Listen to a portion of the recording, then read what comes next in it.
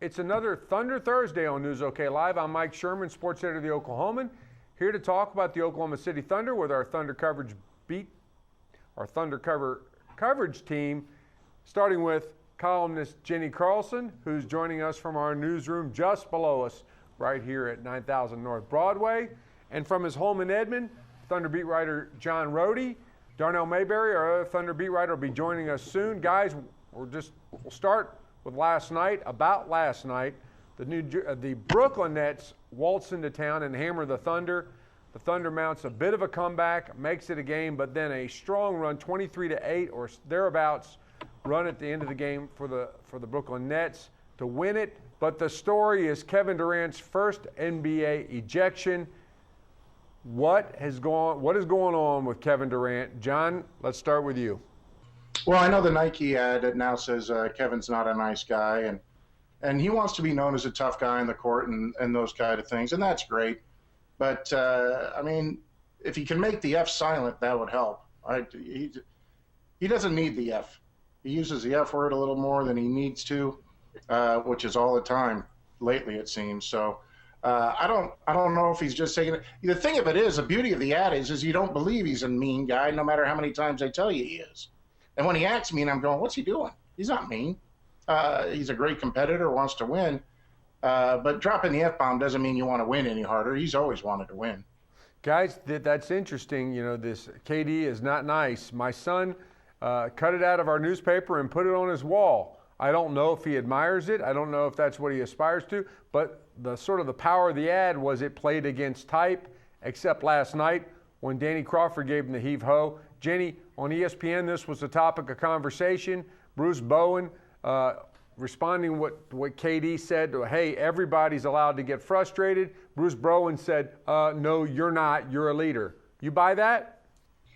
Well, I mean, I think it's okay for Kevin to get frustrated. I just think that there was still a chance that if he's in that game, that maybe they can do something to get themselves back in it. I mean, we've seen crazy things happen down the stretch, and anytime you've got Kevin Durant on the floor, you know, crazy is possible. So picking up the one wasn't a big surprise, but we've not seen that level of frustration out of Kevin Durant. And to me, that's where it's a little bit different. Once you get the first, I think you've made your point at that juncture that you're frustrated, that you don't like the way things are going. Then you have to realize that you need to be on the court for your team to have a chance. So I buy it to some degree, but I think, you know, showing frustration, getting a technical, that's not out of the question. I just think that Kevin Durant, you know, needed to then say, okay, I can't pick up that second one. I need to be on the floor, which is what he didn't do. And from that standpoint, you know, that was something we'd never seen out of him before. We've never seen him have that problem before. Guys, do you think there's any possibility that this is a market issue, that in Oklahoma City, this market, the way the fans are, in fact, the way we've been sort of trained to expect what to expect from Kevin Durant, the superstar, the nice superstar, the nicest superstar, the one who carries a Bible around in his backpack during the playoffs. Is that why we're a little shocked here? Well, I just hope it doesn't. I hope he doesn't lose the charm that he has built naturally over a 6-year span, Jenny. I mean, the cool thing about Kevin Durant is he is cool. He is very nice. It's not contrived. You can't make the guy slip up with a bad quote. Earlier in the day, Wednesday morning, he was in a great mood, poked fun at Westbrook. Jenny, it didn't matter if he was in the game. There was a minute 57. It was over. The Nets were living at the line. They were in the bonus with 7.5 minutes left. Sherm, last night it was role reversal. The Thunder got to experience what they do to everybody just about every game. They live at the line and they never miss. And there's not a thing you can do about it. And, these are isolated incidents. Sherm, you're talking about Atlanta. He was celebrating and dropped the F-bomb. Last night he was not celebrating and dropped it. I just wish he'd drop it all together. It's not him. It's not Kevin. And I hope he doesn't lose that charm that he has built naturally through the first 6 years in the league. And I don't think he will. I mean, I agree with you, John. I think these are more isolated type of incidents, but obviously 2 in a year is more than we've come to expect out of Kevin Durant. So clearly, what we've seen this year in that regard is more than we've ever seen before. So, maybe maybe we're seeing that this is, a time when, emotions are higher, more on the line, more at stake. And so you see that emotion bubble up a little bit more. I don't know. It's going to be interesting to see how this goes as the season goes on, because clearly we've already seen it more this year than we have probably in those first 5 years he was in the league. John, to your point about how Kevin Durant has built this image rather organically, not really based on any kind of marketing campaign. Royce Young and the Daily Thunder website today wrote that when Durant came into the interview room after, or came to be interviewed after the game, not into the interview room, but when he was interviewed, Royce expected him to apologize. That's really kind of the thing we have come to expect from Durant. He didn't, of course. But he wasn't all that strident in his own defense either. One thing that is interesting, though, is the marketing campaign that we've seen from the NBA around Christmas about the NBA is about family. We see images of Kevin kissing his mother after games. And conspicuous by her absence from Thunder games this year has been Wanda Pratt. And we've got people wondering whether he's behaving badly because his mom's not in the room, and that maybe he would not do that kind of thing ever in front of his mom. Jenny, you buying it? Well, I think it might be a little bit presumptuous to say he wouldn't have got kicked out if his mom was sitting courtside last night. But you never know. I mean, I don't know how much he's affected by that. It has been odd not to see Wanda Pratt around. I hear she was in Miami for that Christmas Day game. So maybe we'll start to see her more in Oklahoma City. I don't know. But, Kevin Durant, regardless of whether his parents have been here or family members have been here, he was obviously raised well. John said it earlier, this guy's organically a nice guy, and that's who he is. And, I'm not sure that her being there or not being there is changing who he is. But I wouldn't be surprised if maybe we don't see her a little bit more, especially after that Christmas Day game. You're watching Thunder Thursday on News OK Live, and this segment, of course, and all segments on Thunder Thursday is sponsored by Advent Heat, Air, and Plumbing. If you have any problems with your heating, your air conditioning, or your plumbing, call our friends at Advent. Guys, on to the next subject. Russell Westbrook last night said that anytime the Thunder loses a ball game, that people around here go bananas. 110-93, the Thunder falls behind early and gets clobbered late. So, Jenny, we'll start with you. Where does this one rank on the banana scale? I don't get the feeling like it ranks as high on the banana scale as that Houston game did. Was that last year early in the season when Russell and I can't even remember who was playing point guard at that point for Houston. But Dragic, yeah, that's right. Got into it late. I felt like that was a real, for whatever reason, people just really sounded the alarm with that game. I think it was because of the way that it went down late. The Thunder was up in that game and then lost it late. But last night, they just seemed like they weren't into it from the beginning.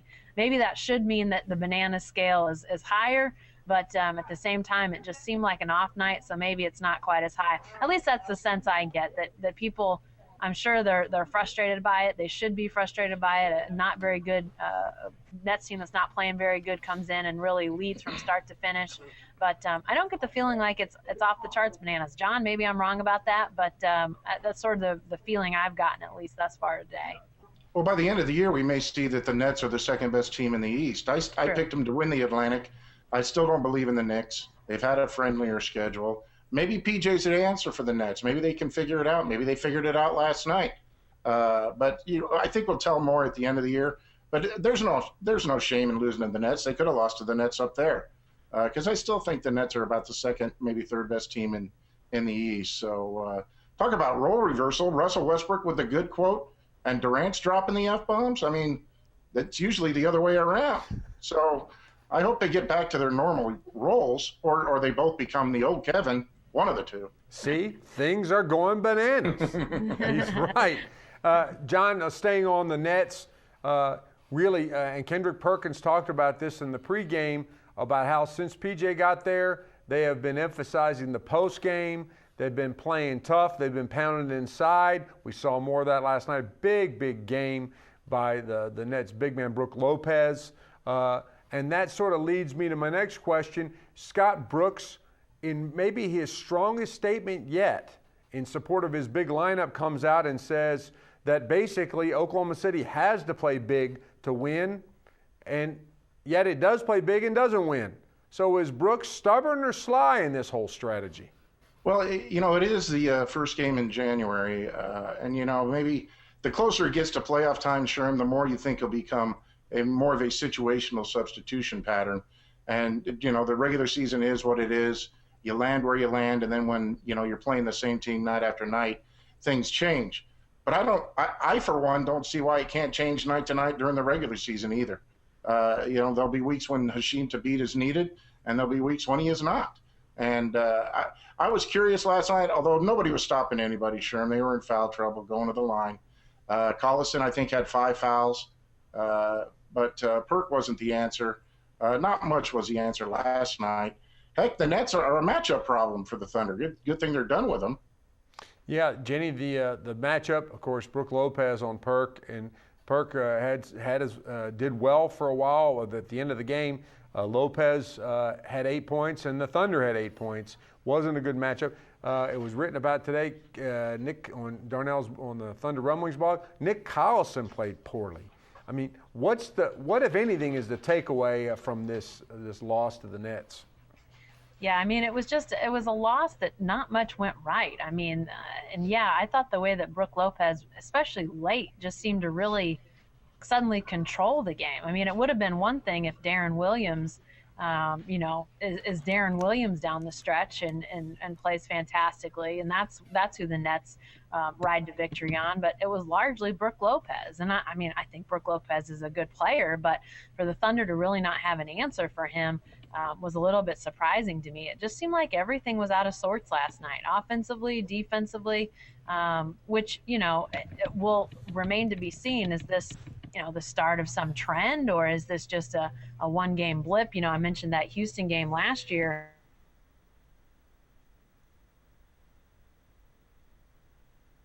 Has everybody frozen?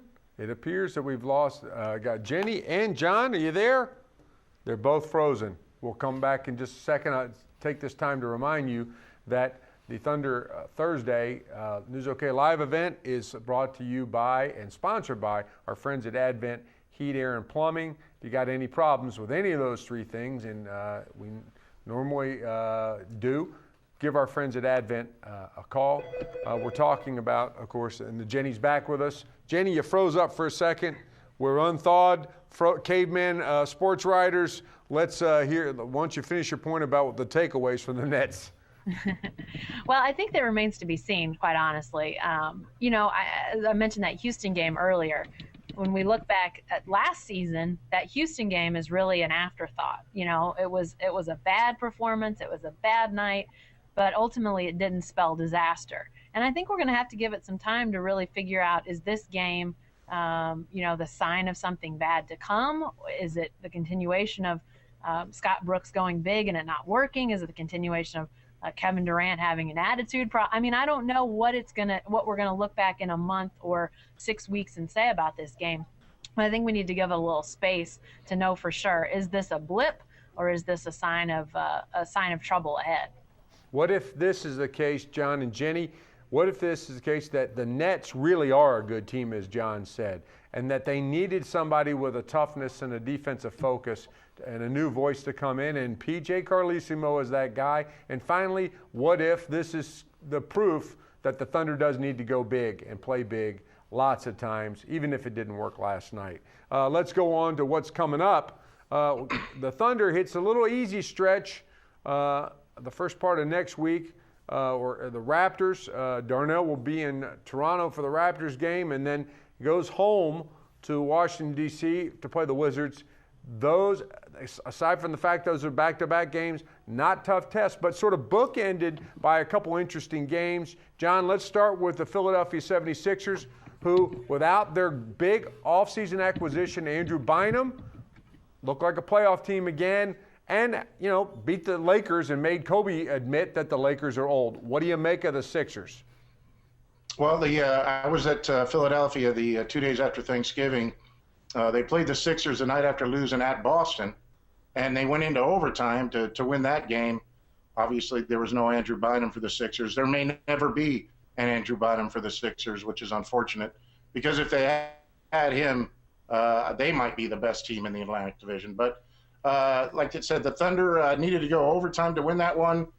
Tabo hit a big three. Kevin Martin hit 2 big threes. Kevin Durant hit a big three.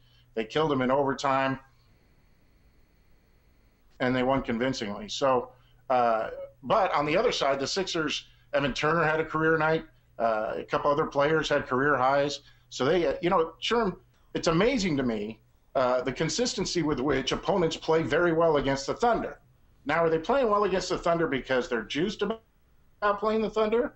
Or are they playing well against the Thunder because the Thunder doesn't know how to stop a lot of people? We say this, and they have the best record in the league. I get that. But so many people have so many career nights. Last night, Joe Johnson had a season-high 33. He's been shooting like nothing all season long. Last night, he couldn't miss. And Rhodey, Mike and I were actually talking about that earlier today. You know, the whole idea of teams really giving the Thunder their best shot. I think, you're maybe right. This may be an indictment of the Thunder in part too, but I think teams, this may be something we're just going to have to get used to, is teams that maybe aren't playing well, or teams that, have had struggles, suddenly are coming in and getting their, feeling their Wheaties and getting their mojo and feeling like they got to play well, because this team is really one of those now elite teams in this league, and teams get really excited to play them. I think that's maybe a new reality. I know we've written about that and talked about that before, but just more and more, it seems like the evidence is there that that may be part of the equation from now on for this franchise. And another new reality, of course, is the West getting better. The Clippers rattle off the NBA's longest, or in a franchise longest winning streak, ended the other night. San Antonio drubbed the Nets team that came to Oklahoma City and really handled the Thunder last night. Of course, the Memphis Grizzlies looked tough again. And then there's the old friends, the Minnesota Timberwolves, Northwest Division rivals, and that's the bookend of these games. Jenny, the Timberwolves came in and beat the Thunder the last time. There was a perception that, there was sort of a Miami Heat look ahead to that, but that's a tough matchup. And it seems yet another big game, another big test for the Thunder provided by the T-Wolves coming up next Wednesday. Yeah, that matchup it just always seems to be tough for this team. I mean, it really doesn't matter sort of who the Timberwolves have available. They've had injuries and they've had guys that, weren't available. And with very few exceptions, games against the Timberwolves tend to be tough for the Thunder. So I expect that this will be another fairly close game. Kevin Love, obviously talented. Ricky Rubio back on the court. To me, that's the game of these next, say, 4 or 5. I'm curious to see how the Thunder plays, because they're so good at coming back after poor performances. And obviously last night was such a poor performance. I wouldn't be surprised to see them play really well against Philadelphia. But then after the back-to-back and playing Minnesota again, Mike, is a team you said that has beaten the Thunder. I think that's a game I'm really sort of penciling as a game I'm curious to see how the Thunder plays. Do they come out and execute better? Do they do some things that they didn't do in that first matchup against the T-Wolves? While obviously the Sixers are interesting, I just think they're going to play really well against the Sixers. But how do they match up against the T-Wolves? I think that remains to be seen. Guys, a reminder, viewers, you're watching the Thunder Thursday News OK Live event, sponsored by Advent Heat, Air, and Plumbing. And we'll get you out of here on this. It wouldn't be a Thunder Thursday Hangout if we didn't talk about Russell Westbrook. We mentioned him in the Bananas quote in passing, but let's talk about his play. There's a bunch of point guards in the NBA struggling right now. But Russell Westbrook was singled out in an interesting video on ESPN's True Hoop for how he copes with his struggling. John, I want to start with you. The Russell Westbrook is not shooting the ball well at all this year. Do you think it's possible that he's shooting the ball on the way down?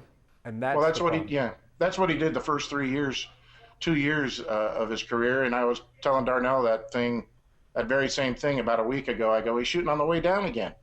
He when he's on, he shoots at the apex of his jump, and then if he has a little doubt, he seems to try to hang a little bit longer. Then he shoots it on the way down, and then the shot goes off. So if he can just get that timing down, he'll be great. But the thing of it is he's not forcing it nearly as much. Not even close. Last night, he had a pretty good game last night, other than the 6 turnovers. Now you say, oh, well, holy cow, 6 turnovers. But the thing of it is he got those turnovers trying to create something for someone else. He wasn't trying to do it for himself. He was trying to create for someone else. So Westbrook is an all-star. He's going to be voted an all-star. It's going to be kind of interesting. If Jeremy Lin sneaks into the top 2 in guards, I can't imagine he'd pass Chris Paul, but who knows? Then we're going to have, is it going to be James Harden or Russell Westbrook? I would say Westbrook would be the first choice, and Harden would sneak in his hometown where the All-Star game is.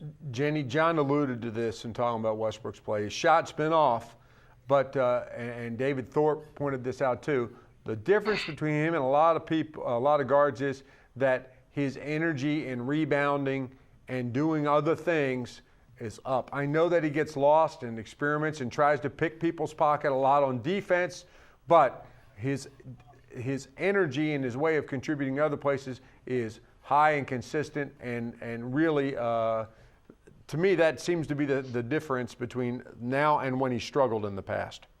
No doubt about it. And I think what Rody said before is absolutely right. He's not pressing nearly as much. And, I think even though he's been in the shooting slump, you almost overlook it, or you don't see it, because he's doing so many other things so well that you really, you don't really think of him as being in a slump. He's still doing all those other things, and the assists and the rebounds and the defense. And so you really don't look at it and say, man, Russell's not playing very well. Russell Westbrook has been playing really good ball. He's just not shooting it well. And I think that's a testament to him being able to mentally sort of compartmentalize that and not let it bring everything else down. And he'll break out of it. He did a year ago. He always has. But that other stuff is still coming, and that's why he's been able to play at a high level, even despite maybe not shooting it as well as he'd like or the Thunder would like. Hey, Sherm, real quick. Last night Johnson had 33 and Lopez had 25, and I think Williams had 19 points and 13 assists. And you go, man, they really came out. That's what the Thunder does to the other guys every night. That's what they're doing every night. They got Durant going off for 30. They got Westbrook going off for 20 to 25 and maybe 10 assists. Russell Westbrook is 3rd in steals, 6th in scoring, and I think 4th in assists. That's an all-star. Yeah. And the good still far outweighs the bad. Yeah, he drives you nuts, drove you nuts last night. But I'm telling you what, he's not forcing it nearly as much. Subtly, you can tell he's making that extra pass or trying a different way to get things done. Thanks, guys. That's a good point, John. That's all, but that's all for this edition of the Thunder Thursday News OK Live Hangout. You can stay with the best coverage team every day, News OK, and every morning in the Oklahoman.